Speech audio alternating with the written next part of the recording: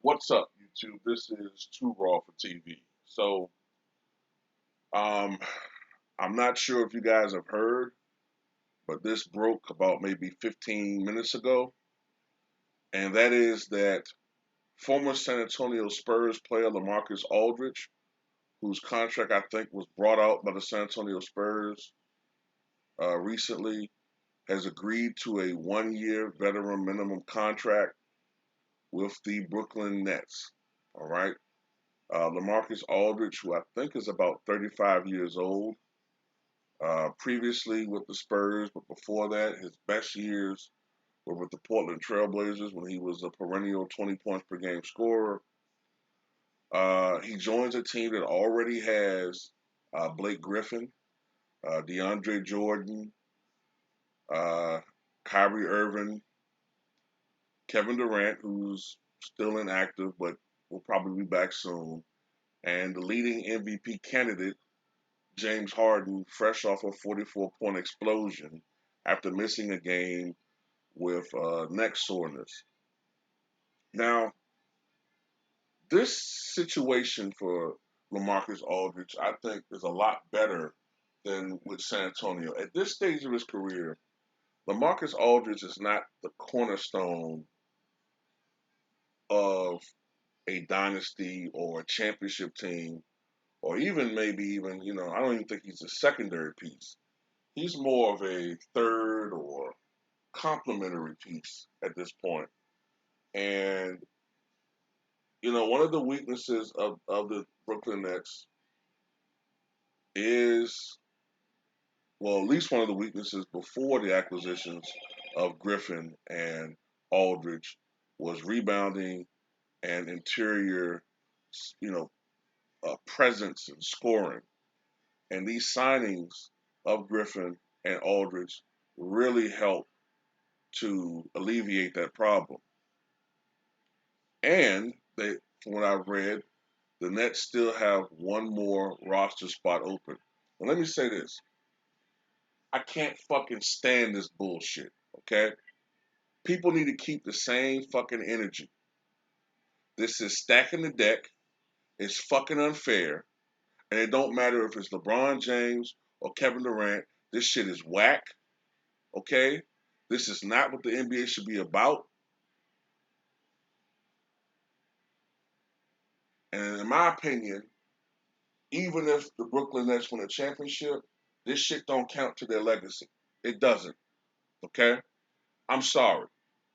People get on LeBron James, and they should. All right, for him starting this trend, but Kevin Durant. Let's look at this for a second. Kevin Durant did suffer an Achilles injury, okay, rupture. But if you saw Kevin Durant at the beginning of the season when he was playing, he didn't really skip a beat. I mean, at one point, for a little bit, before he started missing games, he was damn near MVP candidate, up there, definitely a contender for a comeback player of the year. But he's missed so much time due to supposedly resting him and precautionary measures. But now it's to the point where it's almost like they just Robert Orying him. And what I mean by that is, well, we don't really need Kevin Durant during the regular season with all the talent we got. We'll just save him for the postseason. And then, have him play in the postseason, and with the team they got, they can get an easy fucking championship. Well, guess what? This championship, in my opinion, is not going to add to Kevin Durant's fucking legacy. It just will not. Okay? People can disagree with me. That's fine. This shit right here is bullshit. Okay? This is a fucking bullshit fucking ring. Okay? If they get it, this shit is whack.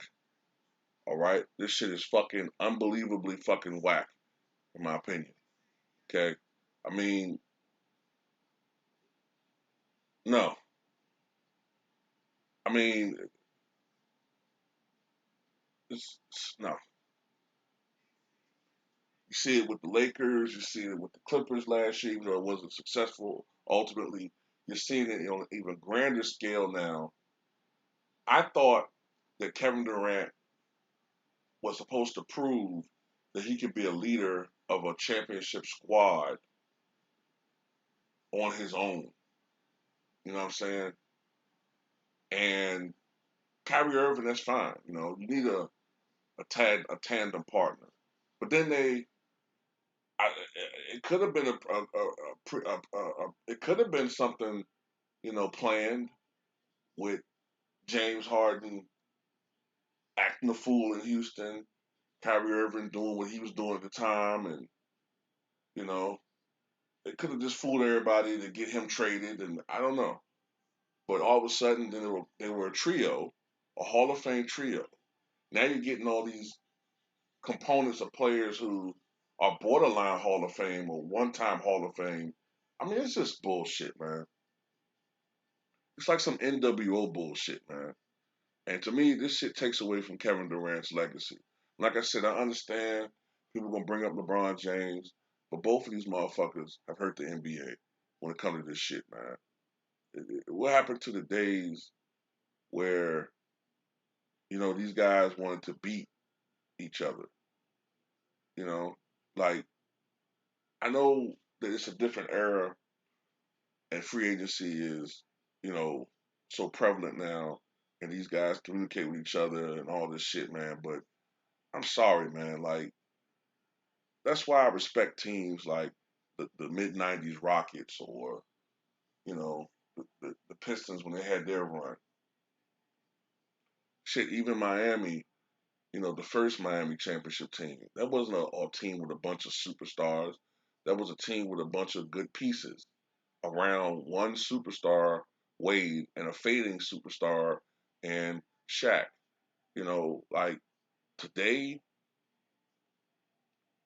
look at the Brooklyn Nets. You got three Hall of Famers, first ballot certified in their primes, all at one time. And that team is so dominant that it doesn't fucking matter if all three of them are on the court. Really, you need just one. And they're still beating teams. Imagine when it's Durant, Irving, and Harden all playing at one time with, alternating with Griffin and Aldridge, and what's left of DeAndre Jordan. And who else knows they're going to get in that last roster spot? You know what I'm saying? It's just ridiculous, man. And making the NBA whack.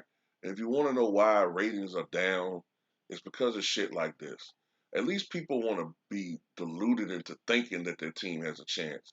At least in the 90s, Knicks fans and Pacer fans and Portland Trailblazer fans and Suns fans and Lakers fans, Jazz fans, Sonics fans, they thought they had a shot. And it kind of did, they had a shot at least. Nobody has a shot except for, I think, really really right now, one team.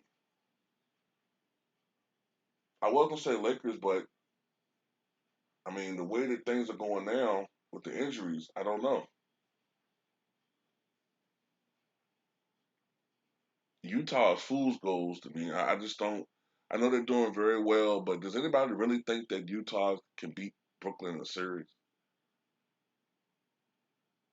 It's starting to look like it might be the Clippers this time coming out of the West. And I don't think they can beat the Nets. You know, and with Anthony Davis, they still saying he's nowhere near ready. And here we are, almost April. I mean, things are not looking that good for Lakers land, man. And you know, the NBA is panicking with that shit because they want LA in the fucking playoffs. No ifs, ands, or buts. Even if they got to fucking cheat. Even if the fucking officials got to give fucking Schroeder fucking 20 free throw attempts or whoever, they're gonna fucking do it. But yeah, this is some bullshit, man. I don't respect this, man. I mean, look, I see what Aldridge is doing. He's chasing the ring. Maybe he think he's a Hall of Fame caliber player. I don't know. He probably is doing it. I mean, I don't look. I don't blame him for what he's doing. That's a good, solid decision. Toward the end of his career, he wants to win. Fine, but this overall trend of guys just joining up and playing on super teams, man, this shit whack, man. But tell me what you